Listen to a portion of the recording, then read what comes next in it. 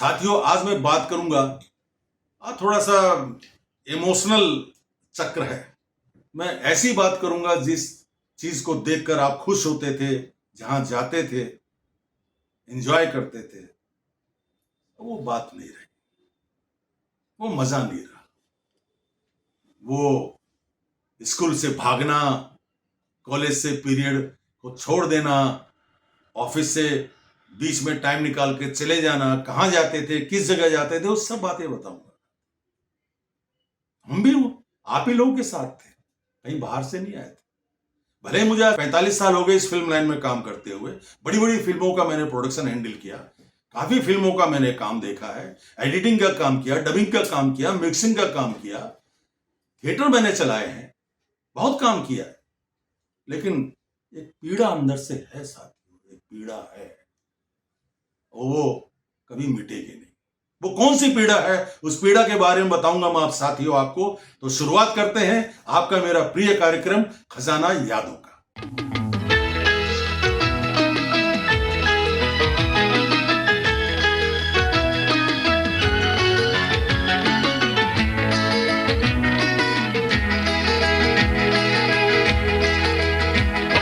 खजाना यादों का, खजाना यादों का लाए हैं हम आपके लिए, गुमचा बहारों का। खजाना यादों का, खजाना यादों का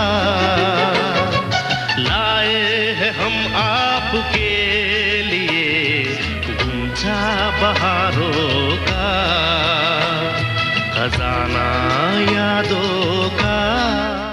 वो पीड़ा कोई और नहीं है साथियों, वो शायद कुछ लोगों को हो सकती है, हर एक को नहीं कह सकता। मूवी देखने वालों को तो भूल के भी नहीं हो सकती, जो फिल्में देखते थे उनको शायद हो सकती है, हर एक को नहीं हो सकती। वो पीड़ा थी कि जब भी किसी थिएटर को टूटता हुआ देखता हूं तो लगता मैं अपने आप को मार रहा हूं।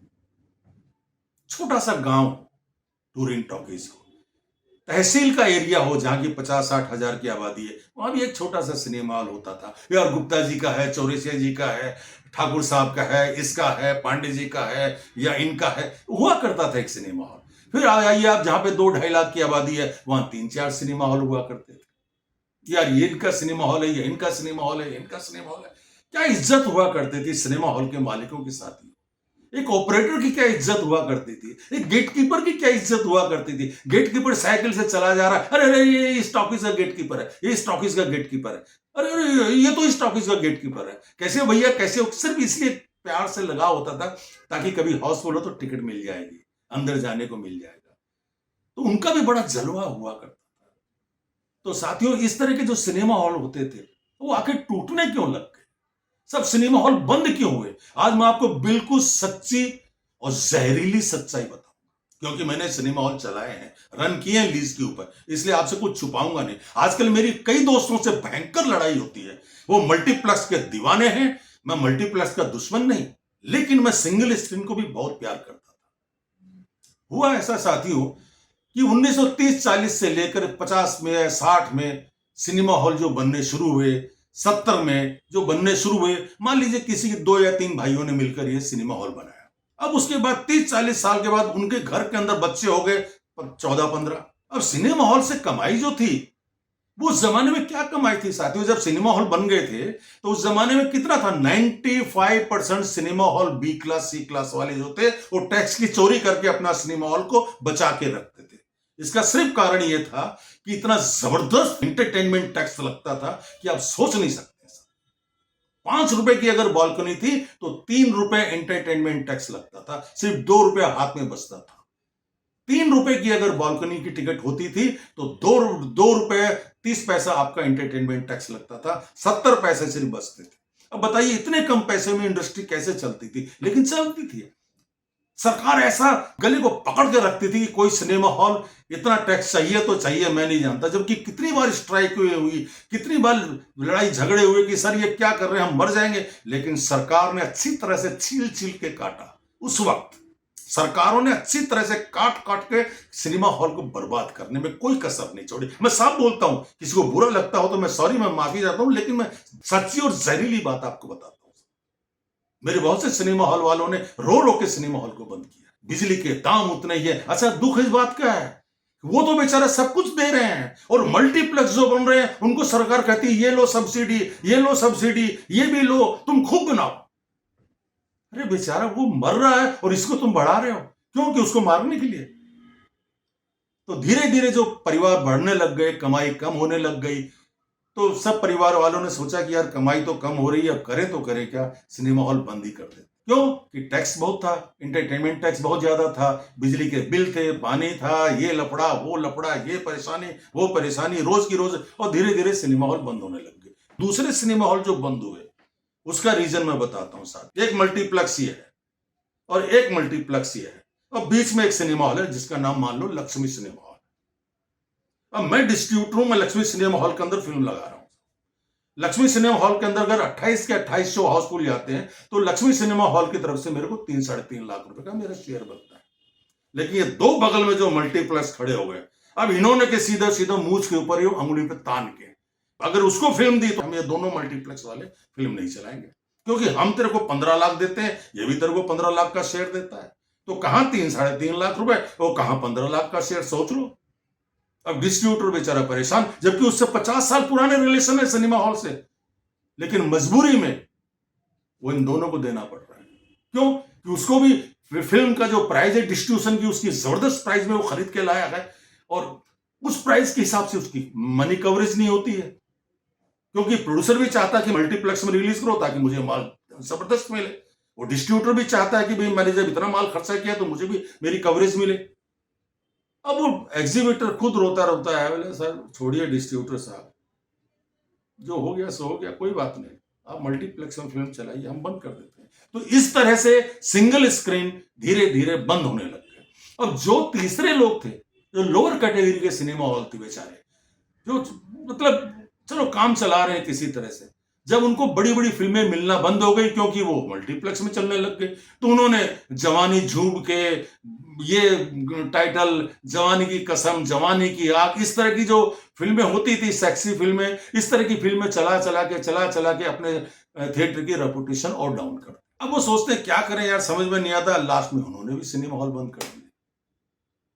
अब चौथा कारण यह था दोस्तों कि सिनेमा हॉल के जहां पे थे वो मेन मार्केट में हुआ करते थे।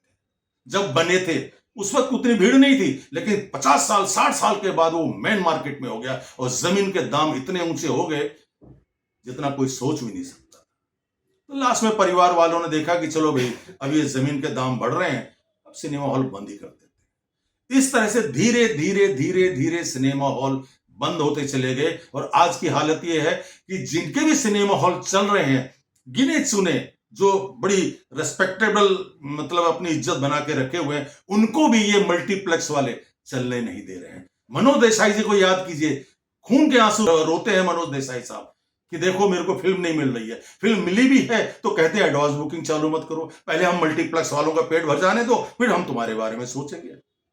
ये दोस्तों हुकूमत और मूंछ की दादागिरी चल रही है, इस वजह से सिंगल स्क्रीन बंद हो गए।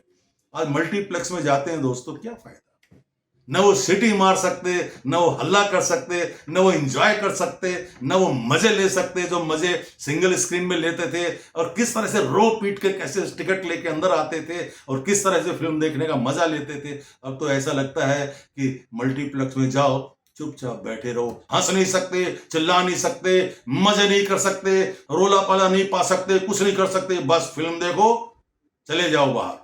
ये हाल है सर। चले आपको ऐसी पसंद आती है, मूवी इंडस्ट्री है ये, हम फिल्म लाइन के लोग थे, हम किसी के दुश्मन नहीं है, लेकिन परिवर्तन और अंतर आपको बताना मेरा फर्ज है। वैसे आपको बता देता हूं, पहले फिल्म लाइन ही हुआ करती थी। जिस दिन एक फिल्म आई जिसका नाम था दिलवाले दुल्हनिया ले जाएंगे, वहां से फिल्म इंडस्ट्री का नाम बदलकर मूवी इंडस्ट्री शुरू हो गया। अरे तुमने वो मूवी देखी क्या, कौन सी, डीडीएलजी? अरे भाई क्या डीडीएलजी का मतलब क्या हुआ भाई? अरे दिलवाले क्या यार, तुम पागल आदमी हो, डीडीएलजी के बारे में नहीं जानते क्या? डीडीएलजी में दिलवाले दुल्हनिया, अच्छा दिलवाले दुल्हनिया ले जाएंगे, अच्छा अच्छा अच्छा, तुमने वो मूवी देखी क्या, कौन सी? अरे डीडीएलजी, तुमने वो मूवी देखी क्या? यहां से मूवी नाम की शुरुआत हुई। DDLG यानी दिलवाले दुल्हनिया ले जाएंगे, यहां से शुरुआत हुई। क्योंकि वो मल्टीप्लेक्स में लड़के लड़कियां कैसे भी था जो भी था अपना जाने लग गए, एंजॉय करने लग गए, पिक्चर देख के मजा आता था उनको और कोई टेंशन था नहीं। इस तरह से धीरे धीरे सिंगल स्क्रीन खत्म हुए साथियों, और आज उन सिंगल स्क्रीन को देखते हैं। दिल्ली के हो, बंबई के हो, लखनऊ के हो, हैदराबाद के हो, जयपुर के हो, कलकत्ते के हो, कहीं के भी हो, उन सिनेमा हॉल को देखकर बड़ा दिल दुखी होता है। काश वो दिन फिर लौट आए, बस उनकी यादें रह गई साथी।